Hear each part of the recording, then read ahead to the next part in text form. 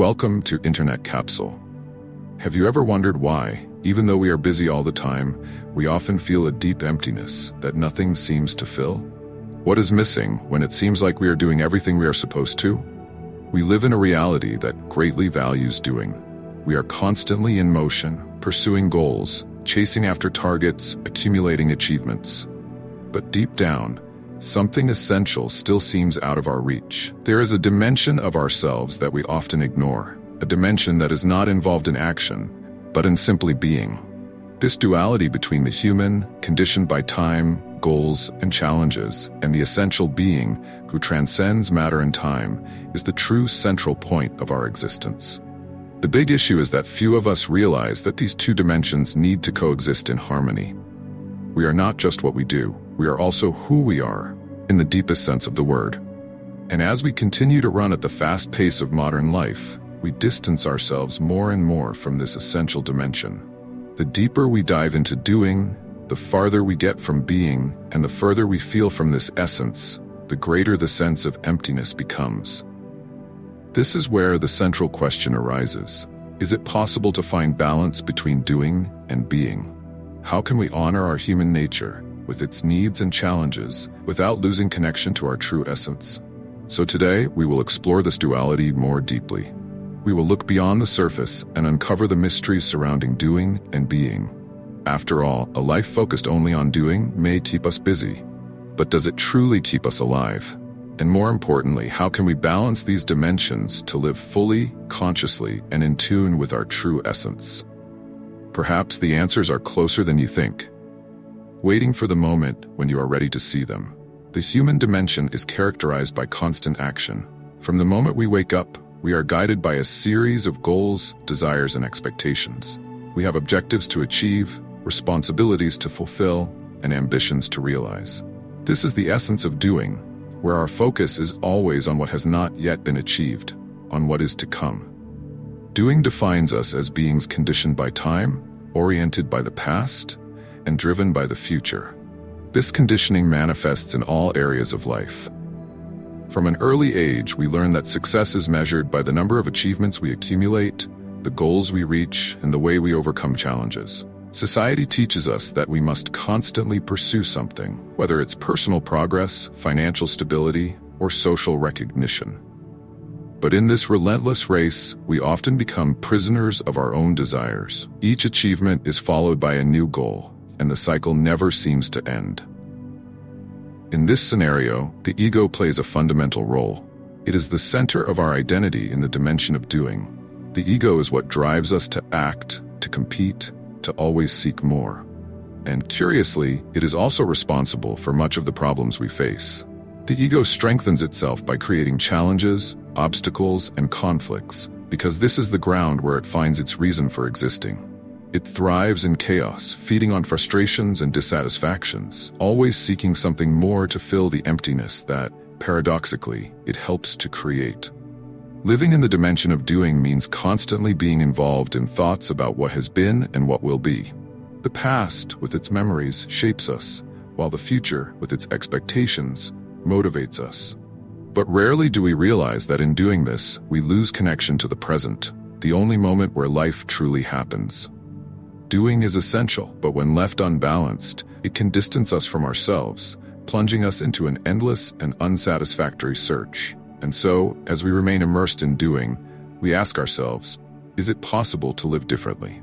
How can we find harmony between this need to act and the peaceful presence of being? The answer is not in abandoning doing, but in discovering a new way to coexist with it, making room for the awakening of something deeper. Unlike doing, being is not defined by action, goals, or objectives to be achieved. It is silent, deep, and constant. Being is the pure essence of who we are, that part of us that is beyond time, beyond circumstances, beyond the noise of the world. Being is consciousness in its purest form. It is that state of presence that, at times, we feel in brief moments of tranquility, when the mind stops racing and we find ourselves simply being. There's nothing to do, nothing to prove, nothing to seek, just the state of being fully present. But in the daily rush, being is almost always overshadowed by the constant noise of doing. The mind, conditioned to focus on problems and tasks, rarely allows us to access this space of inner stillness. The curious thing is that, despite being so easily neglected, being is always present, waiting for us to return to it. Amid the chaos of daily life, it is what allows us to pause, breathe, and feel a peace that does not depend on circumstances. Being is not concerned with what happened in the past or what will come in the future. It is rooted in the now, the only reality that truly exists. Awakening to this dimension of being is not a process that happens instantly. It is a journey back to our essence, where we rediscover that we are not just the sum of our actions and thoughts, but something much greater. When we access this dimension, we feel a clarity that transcends any logical reasoning. It does not seek answers, because it already knows that all the answers are in the simple act of existing. And as we awaken to this dimension, something extraordinary begins to happen. Life, which once seemed like an endless succession of disconnected events, begins to acquire new meaning. Presence brings peace. And this peace allows us to see the world with new eyes, where every moment has its own value. But the question remains, how can we cultivate this dimension amid the pressures and demands of doing? First, you need to understand that it is not about choosing one over the other, but finding a way to integrate them. It is also not about stopping action, but acting with awareness. Doing and being are not opposing forces in conflict. They complement each other, and it is in this union that we find true balance. Modern life conditions us to think that we must always be in motion, producing, achieving, advancing. But this one-sided approach ends up distancing us from our essence and plunging us into a cycle of dissatisfaction. When we can recognize that being is as vital as doing, we begin to live with more presence. It is not necessary to give up our goals and ambitions, but to see that the state of being can coexist with the state of doing, transforming the quality of our actions. This balance begins with the realization that doing can be more conscious, more rooted in the present. Instead of rushing from one task to another, we can bring being into the center of our actions, making each moment an opportunity to connect with the now. Practices like meditation and mindfulness are powerful tools for this process. They teach us to slow down the mind, recognize the repetitive patterns of the ego, and cultivate presence amidst activity. When we practice meditation, for example, we experience moments of inner silence where doing dissolves and being emerges with clarity. When we meditate regularly, we create an internal space that allows doing and being to blend fluidly. Meditation shows us that it is possible to live life actively without losing sight of the tranquility and depth of our essence. Mindfulness, in turn, invites us to be fully present in every moment, even during the simplest activities. Whether walking, working, or interacting with others, mindfulness teaches us to observe, feel, and act with awareness. With this practice, doing ceases to be an automatic movement and becomes a reflection of our true presence.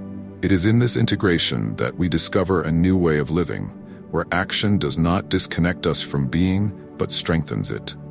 The harmony between doing and being is not a state that is achieved once and for all. It is a continuous practice that requires attention and intention.